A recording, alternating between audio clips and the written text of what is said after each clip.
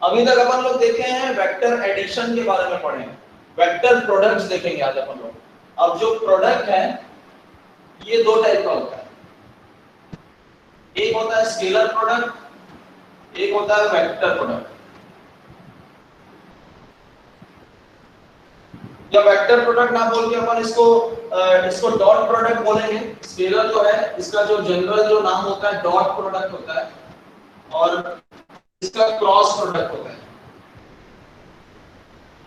ये वाला ज्यादा पॉपुलर नहीं है, डॉट प्रोडक्ट और क्रॉस प्रोडक्ट। डॉट और क्रॉस याद रखने में भी आसानी होगा। अभी तक मैथ्स में हम लोग इनटू करते हैं तो कई बार अपन 4 into 5 ऐसा लिखते हैं, 4 into 5 या 4 क्रॉस 5 ऐसा लिखते हैं। तो इसको अपन लोग 4.5 बोलते हैं, ये 4 क्रॉस 5 बोलते हैं। तो इनटू जो अपन लोग जनरली करते हैं डॉट और क्रॉस से करते हैं, ऐसे याद रखना तुम लोग, ठीक है। तो सबसे पहले हम लोग डिस्कस करेंगे स्केलर प्रोडक्ट क्या होता है, उसके बाद आएंगे ये वेक्टर प्रोडक्ट क्या होता है, क्रॉस प्रोडक्ट आएंगे। कई बार ऐसा होता है कि दो स्केलर क्वांटिटीज को मल्टीप्लाई करने के बाद हमको दो वेक्टर क्वांटिटीज को मल्टीप्लाई करने के बाद हमको स्केलर क्वांटिटी मिलती है। फॉर एग्जांपल वर्क का फार्मूला होता है फोर्स इनटू डिस्प्लेसमेंट, जिसमें फोर्स भी वेक्टर है और डिस्प्लेसमेंट भी वेक्टर है, दोनों में डायरेक्शन होता है।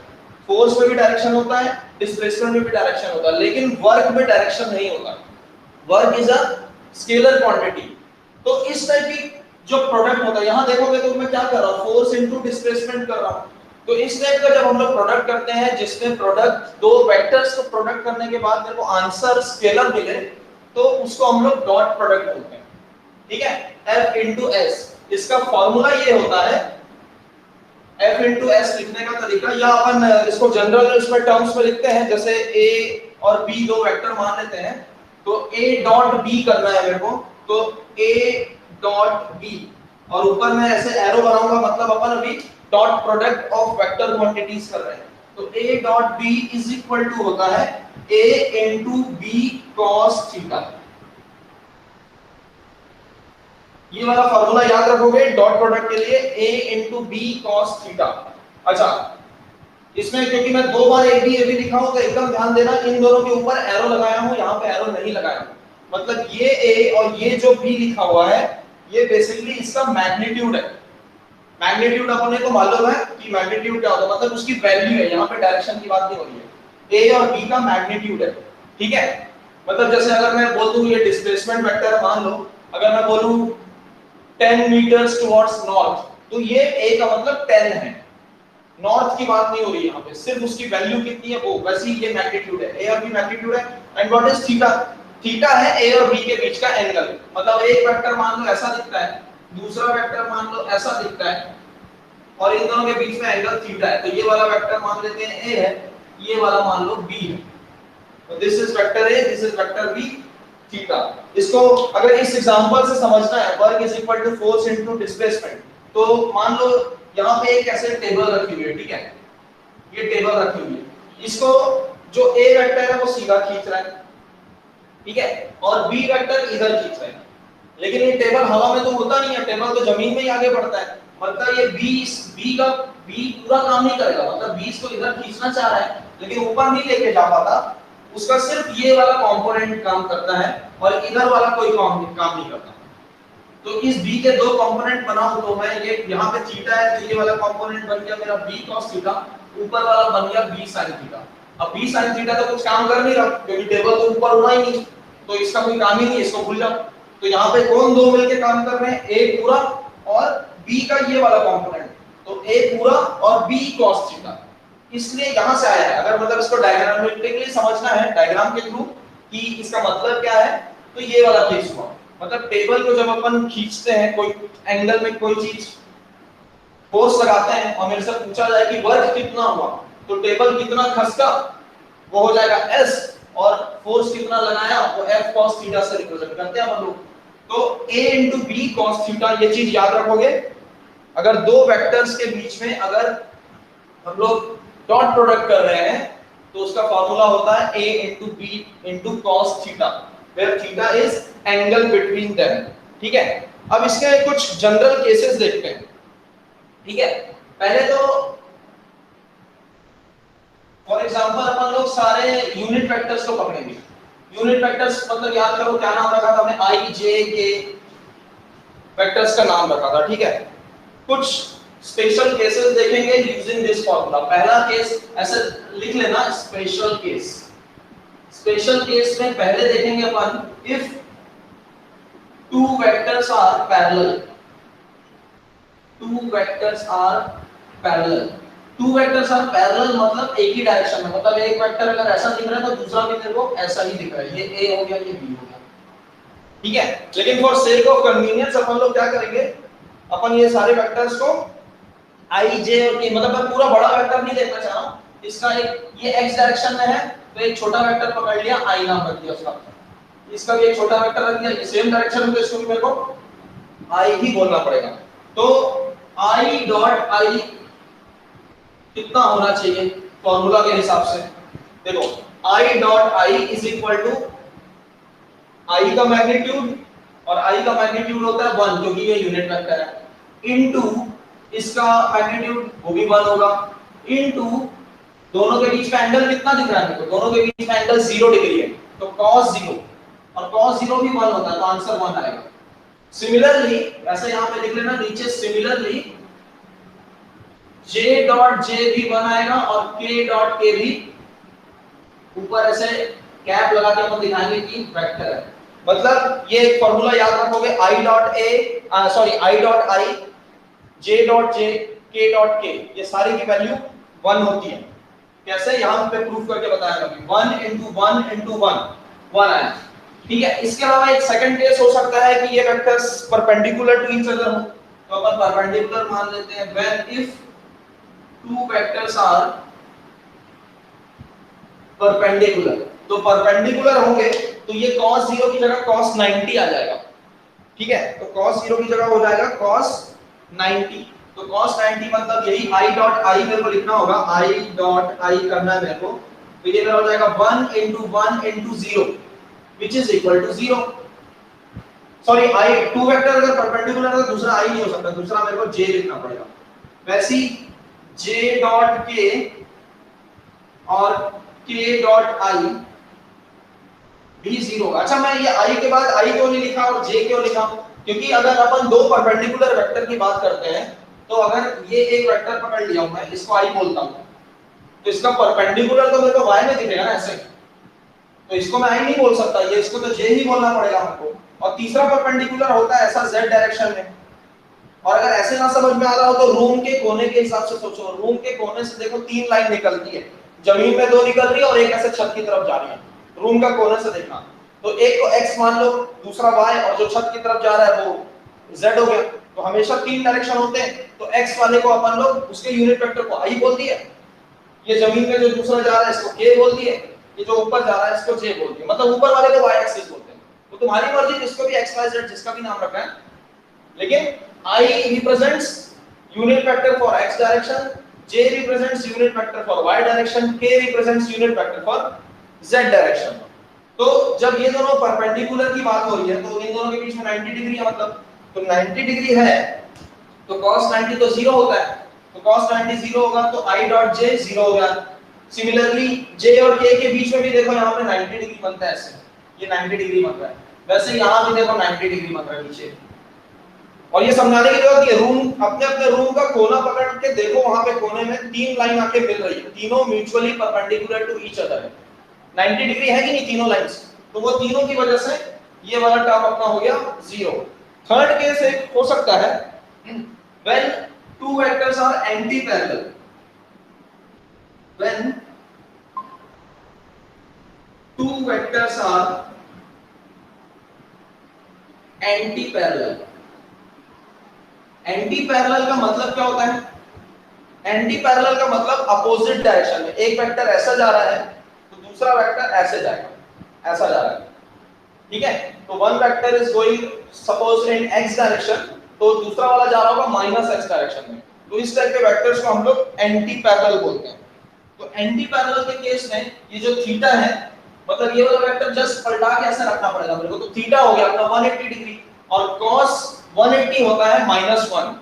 तो एक जनरल फॉर्मूला पकड़ लेते हैं, a डॉट b करना है मेरे को अगर, तो ये मेरा हो जाएगा -ab।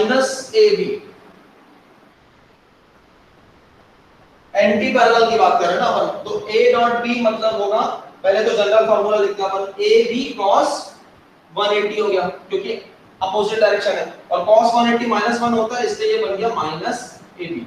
तो ये तीन हो गए स्पेशल केसेस, जब दो वेक्टर पैरेलल होंगे तो सबकी वैल्यू 1 आती है, ये यूनिट वेक्टर के केस में, ठीक है, अदरवाइज ये भी आता। अगर दो वेक्टर्स परपेंडिकुलर होंगे, दो यूनिट वेक्टर्स, तो 0 आता है, और एंटी पैरेलल होंगे तो -ab या -1 आता है। अगर मैं इसको दोनों को i और -i लिख लेता तो यहाँ पे -1 मिलता मेरे को, ठीक है। ये हो गए अपने तीन केस, ठीक है। इसका एक एग्जांपल तो मैं बता ही दिया। वर्क के अलावा एक दो एग्जांपल और देख लेते हैं जो अपन शायद जानते हो। पहला हो गया फोर्स इनटू डिस्प्लेसमेंट, ये एक एग्जांपल हो गया इसका, डॉट प्रोडक्ट कहां यूज होता है। दूसरा एग्जांपल अपन लिख सकते हैं पावर का। पावर का फॉर्मूला होता है फोर्स इनटू वेलोसिटी। ऑल्दो तुम लोग वर्क अपॉन टाइम पढ़े हो, लेकिन ये भी एक फॉर्मूला होता है पावर का, फोर्स इनटू वेलोसिटी, जिसमें ये दोनों वेक्टर क्वांटिटी है और पावर स्केलर क्वांटिटी होता है। तो ये हो गया तुम लोग का एक डॉट प्रोडक्ट का एक एग्जांपल ये हो गया। एक आध एग्जांपल और याद किया जाए, मैग्नेटिक फ्लक्स का एक फॉर्मूला होता है, magnetic flux phi is equal to b into a। इसमें जो b होता है ये इंटेंसिटी ऑफ मैग्नेटिक फील्ड होता है, और ये एरिया वेक्टर होता है इनटू a। इसमें भी देखो ये दोनों वेक्टर्स हैं, और ये जो है ये स्केलर क्वांटिटी है।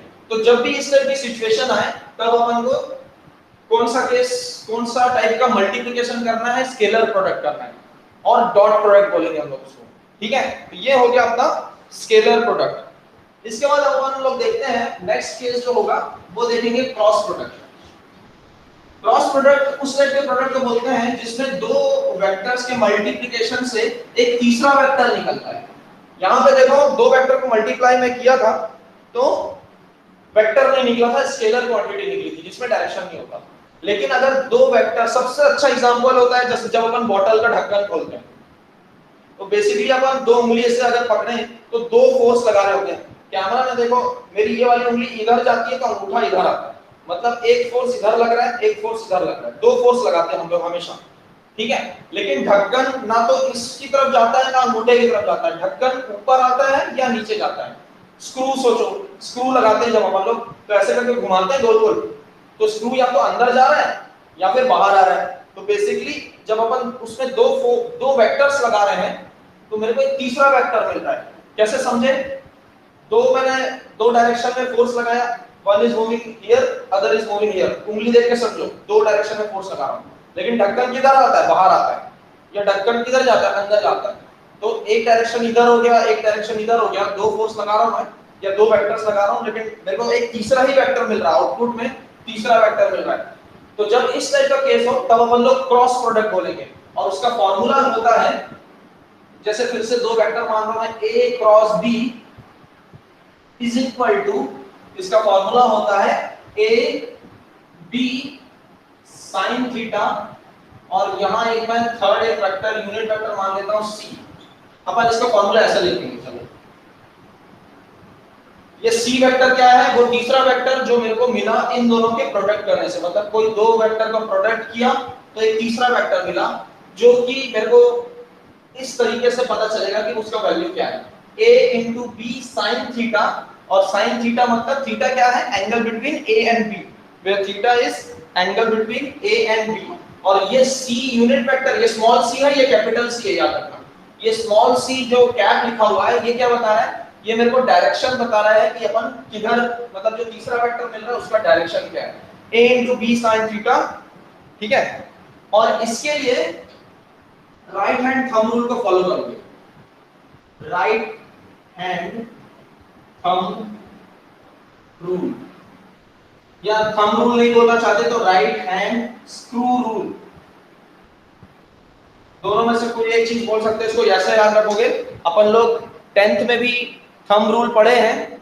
हाथ को ऐसे रखो, इसमें उंगलियों का जो कर्ल्स होती है, ये जो उंगलियां किधर घूम रही है, ये इससे पता चलता है कि अपन लोग फोर्स किधर लगा रहे हैं। तो उंगलियों की कर्व अभी मेरे अंदर तरफ है, बोर्ड की तरफ है, मतलब मैं जब ये वाला फोर्स लगाऊंगा, मतलब इसको क्या बोलेंगे अपन लोग, एंटी क्लॉकवाइज फोर्स लगाऊंगा, तो डायरेक्शन दिख रहा है ऊपर, ठीक है। यही चीज अगर मैं फोर्स ऐसे लगाता, बाहर की तरफ लगाता, क्लॉकवाइज लगाता, तो अंगूठा चला गया मेरा नीचे, मतलब जब मैं क्लॉकवाइज डायरेक्शन में फोर्स लगाऊंगा तो जो वेक्टर मिलेगा मेरे को वो मिलेगा डाउनवर्ड्स।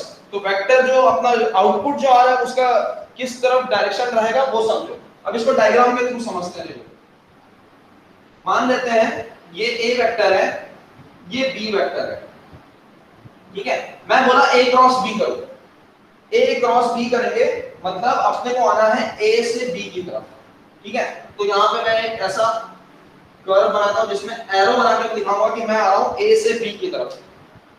तो जब मैं, मेरे को उल्टा हो जाएगा, मैं एक काम करता हूं, इसको ए कर देता हूं, इसको बी कर देता हूं, ये हो गया ए, ये हो गया बी, ठीक है।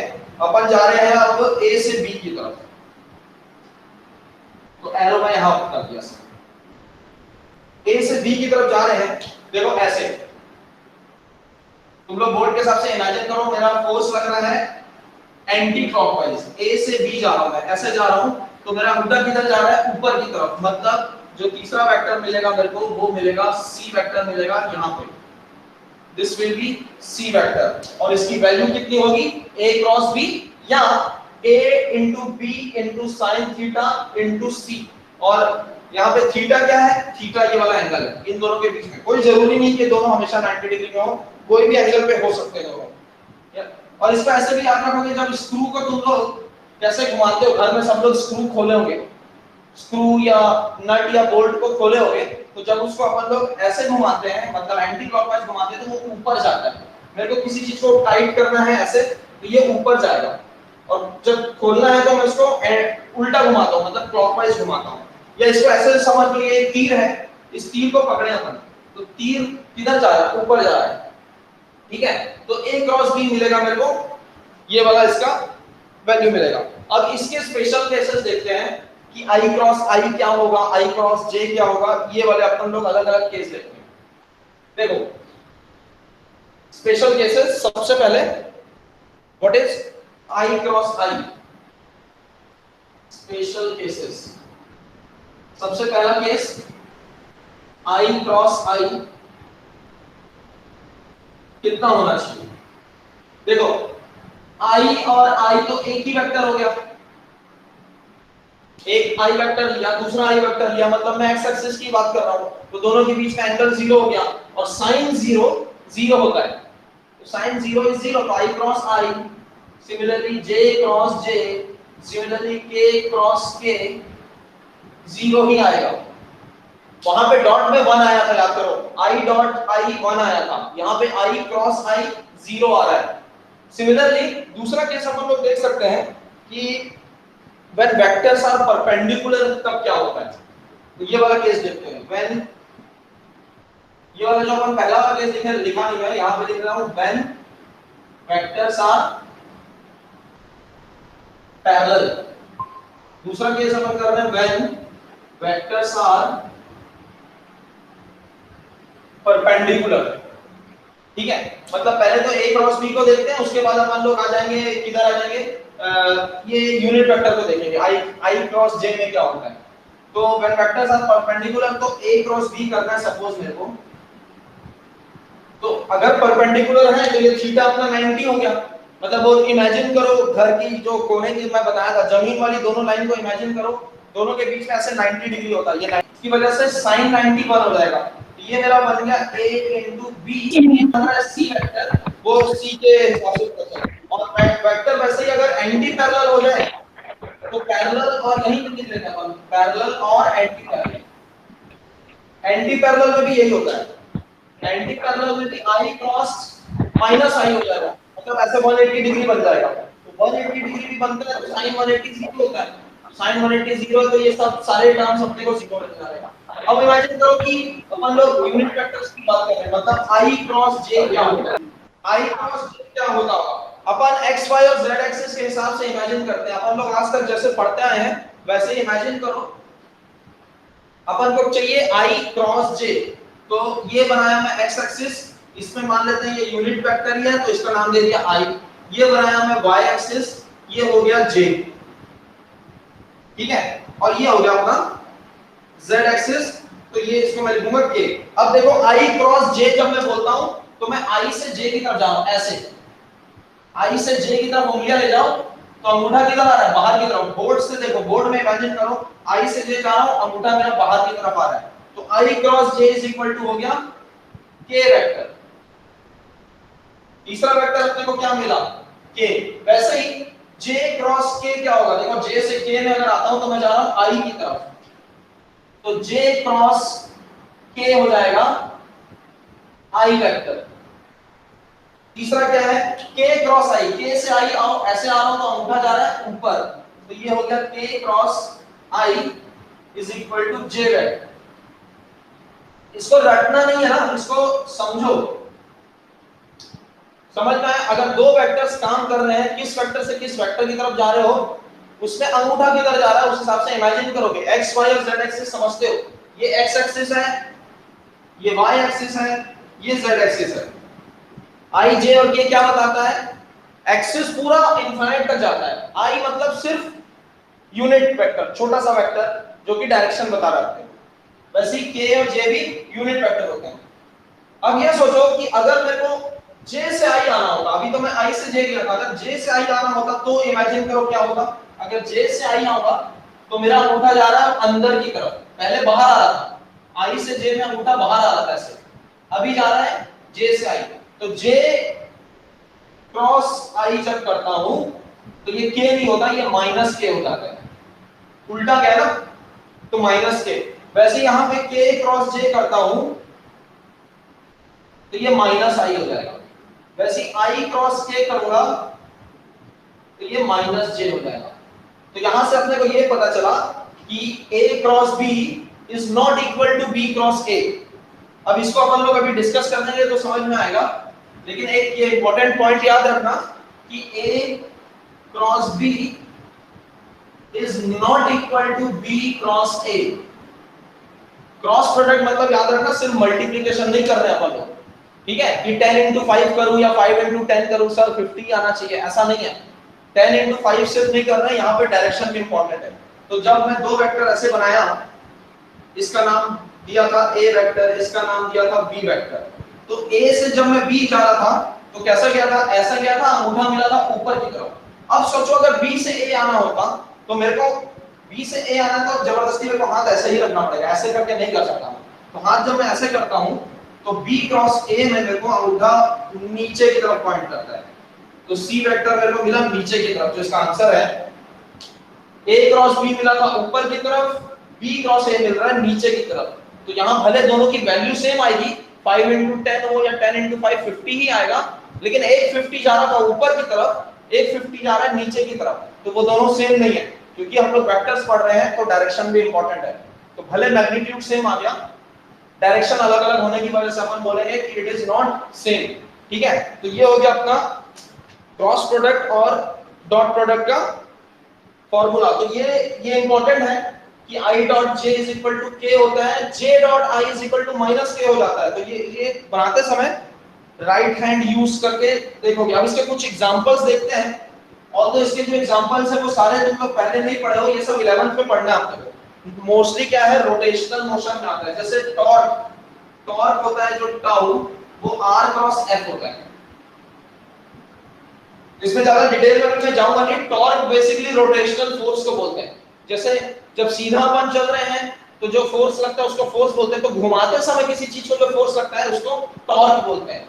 r cross f, r basically एक पोजीशन वेक्टर होता है, f हो गया फोर्स। जैसे दरवाजे का हैंडल होता है, जब अपन दरवाजे में फोर्स लगाते हैं तो दरवाजा से गोल घूमता है ना, उसका इमेजिन करो, दरवाजा एक जगह से तो बंधा हुआ है, दरवाजा उधर से तो हिल नहीं सकता, दरवाजा ऐसे गोल घूमता है, ठीक है। तो वो फोर्स कहां पे लगा रहे हैं वो r बताता है, और कितना फोर्स लगा रहे हैं वो f बता रहा है, ठीक है। वैसे इसके अलावा एक होता है angular momentum, L is equal to r cross p,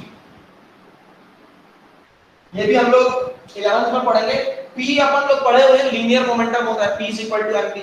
वैसे ये हो गया एंगुलर मोमेंटम, जब कोई चीज घूम रही होती है तो उसमें एंगुलर मोमेंटम होता है, तो r क्रॉस p हो गया। वैसे थर्ड है v is equal to omega cross r, omega cross r।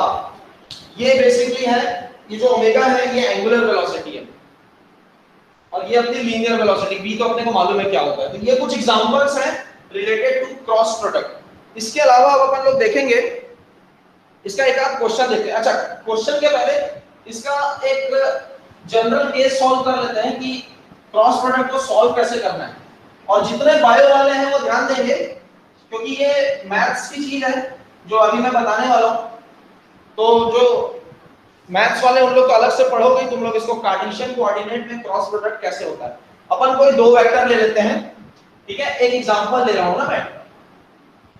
एक वेक्टर ले लिया मैं a और इसको अपन मानेंगे कि ये 3 डायमेंशनल वेक्टर है। तो 3 डायमेंशनल वेक्टर को मैं ऐसा लिख रहा हूं axi plus byj plus czk, ठीक है। ax, अच्छा ये मैं सबका डबल नाम लिखने की जरूरत नहीं है ना, इसको एक काम करते हैं, इसको ay और az ही कर देता हूं, समझ में आएगा। a की बात कर रहे हैं, वैसे b मतलब हो गया bxi plus byj plus bzk। घबराने की जरूरत नहीं है, ये क्या चीज है ये इमेजिन करो। देखो अगर एक चींटी बोर्ड में चल रही होती, मान लो यहां से चलना शुरू की, तो मैं यहाँ पे y एक्सिस मान लिया, यहाँ पे x एक्सिस मान लिया, ठीक है। एक चींटी चल के ऐसे ऐसे चली और यहाँ पे पहुंच गई लास्ट में। मैं पूछूंगा पोजीशन वेक्टर बनाओ, तो पोजीशन वेक्टर बनाओगे तो क्या करोगे, स्टार्टिंग पॉइंट पे तीर रखोगे और यहाँ पे लाके उसका निशाना बना दो, ऐसे एरो बना दो, ये बन गया इसका पोजीशन वेक्टर। तो जब चींटी बोर्ड में चल रही है तो इसमें सिर्फ x और y होता है, बोर्ड के बाहर तो आई नहीं, तो बोर्ड के बाहर नहीं आई मतलब उसमें z एक्सिस तो है नहीं, तो z वाला कोई इसमें वैल्यू नहीं आती, सिर्फ x और y आता है। तो अगर मान लो ये चींटी यहाँ पे पहुंची है तो ये x की वैल्यू मान लो 4 है और y की वैल्यू मान लो 5 है, तो इसको अपन वेक्टर फॉर्म में कैसे लिखेंगे, मैं लिखूंगा 4i plus 5j is equal to एक वेक्टर मान लो a वेक्टर। तो समझ में आया 4i प्लस 5j लिखने का मतलब क्या होता है। 4i 4 और i बताना है x एक्सिस में 4 यूनिट चली है और j बताना है ये y एक्सिस में 5 यूनिट चली है।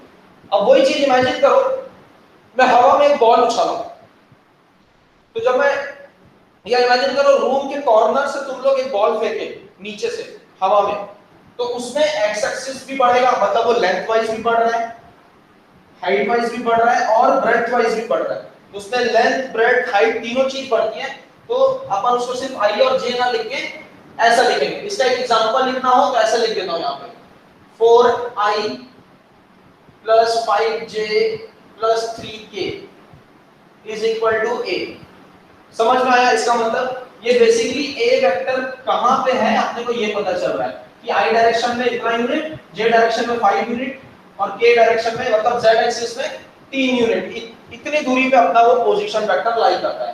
तो ये जनरल फॉर्म लिखा हो और ये इसका एक एग्जांपल हो गया ताकि तुम लोग को ऐसा ना लगे कि ये क्या नया चीज क्या देख रहे हैं। अब देखो जब क्रॉस प्रोडक्ट करना होता है तो इसको कैसे करते हैं, थोड़ा सिंपल सा मैथ्स है, बहुत टफ चीज नहीं है, लेकिन बायो वालों को दिक्कत इसलिए होगी क्योंकि तुम लोग अलग से नहीं पढ़ोगे। तो अभी ध्यान दो इसको, मेरे को करना है a क्रॉस b, ठीक है, a क्रॉस b करना है। तो इसको वेक्टर फॉर्म में सॉल्व करने का तरीका होता है a क्रॉस b कैसा होता है, a क्रॉस b, ठीक है। तो एक तरीका तो ये है कि मैं सीधे सीधे दोनों को मल्टीप्लाई कर दूं, मतलब कैसे, ऐसा लिखो axi plus ayj plus azk, ये मैं क्या लिखा, ये मैं लिखा a की वैल्यू लिखा। अब मेरे को करना है इसमें क्रॉस प्रोडक्ट b के साथ करना है, तो क्रॉस आगे लिखूंगा मैं bxi plus byj plus bzk, ठीक है। मैं कभी कैप लगाना भूल जाऊं तो याद रखना कैप लगा के अपन लोग यूनिट बता दें। अब इसका क्रॉस प्रोडक्ट करेंगे, क्रॉस प्रोडक्ट करते समय अभी अपन जो स्पेशल केस देखे थे वो याद रखोगे।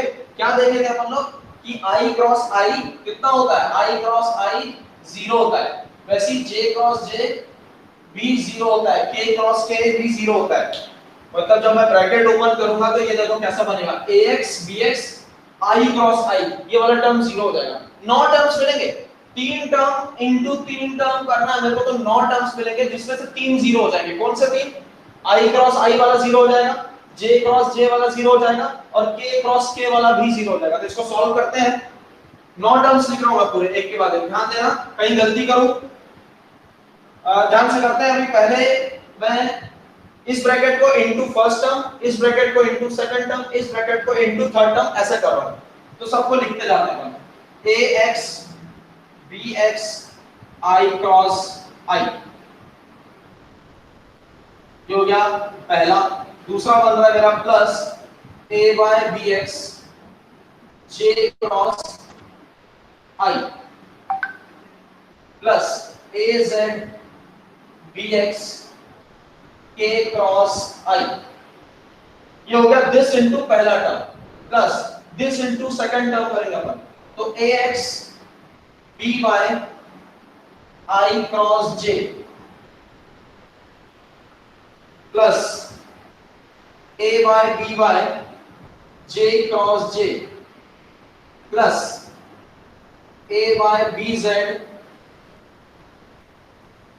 j क्रॉस k प्लस अब दिस ब्रैकेट इनटू लास्ट वाला टर्म, तो ये अपना आएगा ax bz i cross k plus a by bz j cross k plus az bz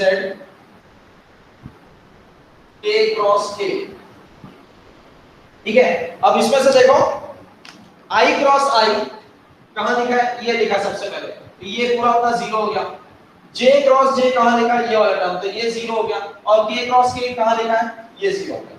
तो जहां जहां i cross i j cross j और k क्रॉस k लिखा था उसको मैंने 0 कर दिया। अब दूसरा चीज, अपने को ये एक चीज और मालूम है कि मैं अभी लिखाते समय लिखाया था कि i क्रॉस j क्या होता है, j क्रॉस k क्या होता है, k क्रॉस i क्या होता है। तो i क्रॉस j जहां भी लिखा है ये बन जाएगा मेरा k बन जाएगा, और j क्रॉस i जहां भी लिखा है ये माइनस k बन जाएगा। तो ये बन गया माइनस k, ये बन गया प्लस k। तो अपन इसको इस फॉर्म में लिखते हैं, ये मेरा बन जाएगा ay bx, j cross i को लिखूंगा मैं minus k plus ax by, वो बन गया मेरा प्लस k प्लस, अब देखो j क्रॉस k होता है प्लस i और k क्रॉस j होता है माइनस i। तो यहाँ पे प्लस k प्लस i लिखूंगा, यहाँ माइनस i लिखूंगा। ये मेरा बन गया a by bz plus i plus a by bz b by है, ये वाला जो टर्म है az b by minus i। अब अपना बचा k हो गया, i हो गया, j वाला टर्म बचा। देखो k dot i, k cross i होता है प्लस j, वैसे ही i क्रॉस k होता है माइनस j। तो इसको अपन लिखेंगे plus az bx, k dot i की जगह मैं लिखूंगा प्लस j प्लस इसकी जगह लिखूंगा मैं ax bz माइनस j। अब देखो क्या क्या कॉमन निकल रहा है, इन दोनों में से k कॉमन निकल रहा है। तो k को जब अपन कॉमन लेंगे तो ये मेरा बन गया a by bx minus ax by into k। अच्छा एक फॉर्मेट में लिखते हैं, पहले i लिखेंगे फिर j लिखेंगे फिर k लिखेंगे। तो k पहले नहीं लिखना चाहिए, पहले अपन लिखते हैं i को। तो i देखो ये बीच में लिखा हुआ है, इसमें i को कॉमन लेते हैं, मेरे को मिलेगा a by bz minus az b by i हो गया ये प्लस, अब लिखना है मेरे को i के बाद लिखना है मुझे j। तो j वाला देखो ये लास्ट में लिखा हुआ है, इसमें j को कॉमन लेते हैं, ये बन गया मेरा az bx minus ax bz j plus अब मेरे को लिखना के, ये फर्स्ट वाला टर्म, तो ये हो गया a by bx minus ax by into k। ये आ गए अपने तीन टर्म्स आ गए, ठीक है, जो कि फाइनल आंसर है। तो एक तरीका तो ये हो सकता है कि या तो तुम लोग इसको रट लो, जो कि ऑब्वियसली थोड़ा सा टफ है, तो भले कोई कितना भी रटने में एक्सपर्ट हो, लेकिन इतना बड़ा मेथड और ये लास्ट के ये ऐसे 1 2 3 4 5 6 टर्म्स याद रखना पॉसिबल नहीं होता है। तो इसका वेक्टर फॉर्म में एक दूसरा तरीका होता है इसको सॉल्व करने का, वो मैं बताता हूं तुम लोग को। अगर वो समझ पाते हो मैथ्स वाले तो उसको आगे चल के पढ़ेंगे। तो ये जब लिख लोगे इसके बाद तुम लोग आगे देखना इसका वेक्टर फॉर्म देखो कैसे लिखते हैं। वेक्टर फॉर्म लिखने का तरीका होता है, मुझे करना है फिर से, मेरे को करना है a क्रॉस b करना है। सेम ये दो वेक्टर लिखे हुए हैं, तो इसको लिखने का एक तरीका होता है वेक्टर फॉर्म में जब सॉल्व करते हैं तो ऐसे दो डंडे खींचोगे, यहां लिखोगे i, यहां लिखोगे j, यहां लिखोगे k। i j k कहां से लिखा मैं, यहां से देख के i j k लिख लिया। पहला वेक्टर पकड़ो और उसके कोएफिशिएंट्स लिख लो उसी ऑर्डर में। i के साथ लिखना ax, j के साथ लिखना ay, k के साथ लिखना az। यहां पे लिखोगे bx, by, bz। देखोगे यहाँ पे तो ये इसको 3 क्रॉस 3 का एक तुम लोग का मैट्रिक्स बन गया है, इसको मैट्रिक्स बोलते हैं, 3 क्रॉस 3 का मैट्रिक्स। इसको सॉल्व करने का तरीका कैसे होता है देखो, इज इक्वल टू, जब इसको सॉल्व करते हैं मतलब ये दोनों डंडे को जब हटाते हैं तो इक्वल टू क्या मिलता है, कैसे लिखेंगे देखो, इक्वल टू पहला वाला टर्म जैसा लिखा है i, उसको लिख दिया मैं i, उसके बाद ay into bz करोगे, मतलब ऊपर से into नीचे ay bz minus by az, ऐसा by into az। ये आ गया अपना पहला term ay into bz minus az into by। ये भी अपन जो निकाले थे उसमें पहला टर्म अपना यही आया था। फिर आगे बढ़ेंगे, अब मेरे को j लिखना है। याद रखना ये सेकंड वाला इवन नंबर वाले टर्म्स को जब भी लिखते हैं, इवन नंबर कैसे पहचानोगे, इसको गिनो 1 2 3 4 5 6 7 8 9, ठीक है, 9 टर्म्स हैं, तो ये 1 2 मतलब दूसरा वाला टर्म इवन हुआ। तो जब भी इवन टर्म लिखोगे तो उसको माइनस साइन के साथ लिखोगे, तो माइनस j, ठीक है, माइनस j।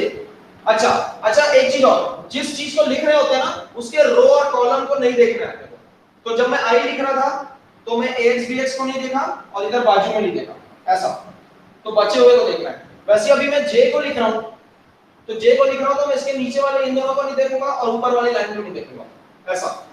ये ट्रिक है ना उसको लिखने का, मैथ्स में पढ़ोगे, ay by को नहीं देखेंगे और ऊपर वाले को नहीं देखेंगे। तो क्या बच गया, उसको क्रॉस मल्टीप्लाई कर दो, तो अपने पास क्या बच रहा है, ax bz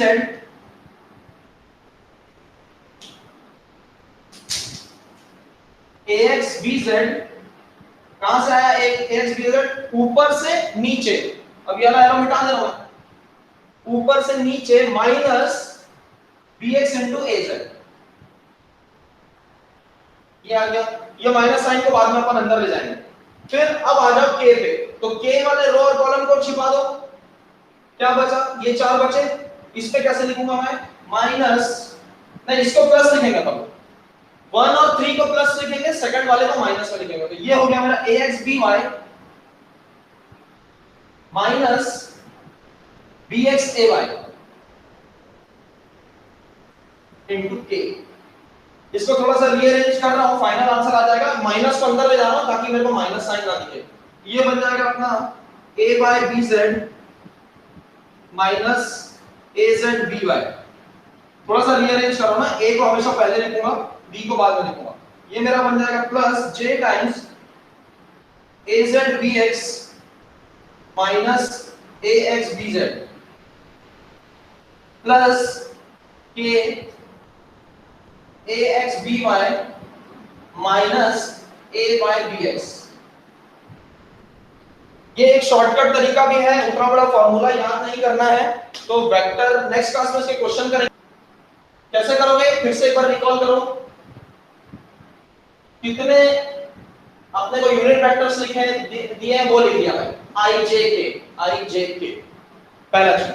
उसके बाद पहला वेक्टर कोई भी चुन लो, तुम्हारी मर्जी, तुम लोग b को भी पहला मान सकते थे, फर्क नहीं पड़ता है। मैंने a को फर्स्ट माना है, तो उसके कोएफिशिएंट्स लिख दिया ax ay az, फिर bx by bz सेकंड वाले का कोएफिशिएंट लिख दिया। इसको सॉल्व करते समय कैसे करोगे? i को पकड़ो सबसे पहले i, उसके रो और कॉलम को छिपा दो, उसके रो और कॉलम को छिपा दिया तो मेरे पास ये चार टर्म बचे। तो ऊपर से नीचे जाना है पहले, cross a by bz minus फिर नीचे से ऊपर, पहले रो से दूसरे रो में जाना आपको। फिर सेकंड टर्म लिखते समय माइनस साइन के साथ लिखेंगे। बस ये माइनस साइन याद रखना, एक यही गलती होती है, बाकी सबको स्टेप्स याद रहते हैं। इसको भी तुम लोग प्लस लिख देते हो, तो इसको माइनस साइन के साथ लिखोगे, माइनस जे। अब इसका रो और कॉलम छिपा दो, तो क्या बचा axbz माइनस bxaz। हमेशा पहले लेफ्ट हैंड वाले को पहले लिखना है, याद रखना ना, लेफ्ट हैंड को पहले, राइट हैंड वाले को बाद में। फिर प्लस के, तो इसका रो और कॉलम छिपा दो, ये बचा मेरे पास axby माइनस bxay। हो गया खत्म, ठीक है। नेक्स्ट क्लास में देखते हैं इसके क्वेश्चंस। तब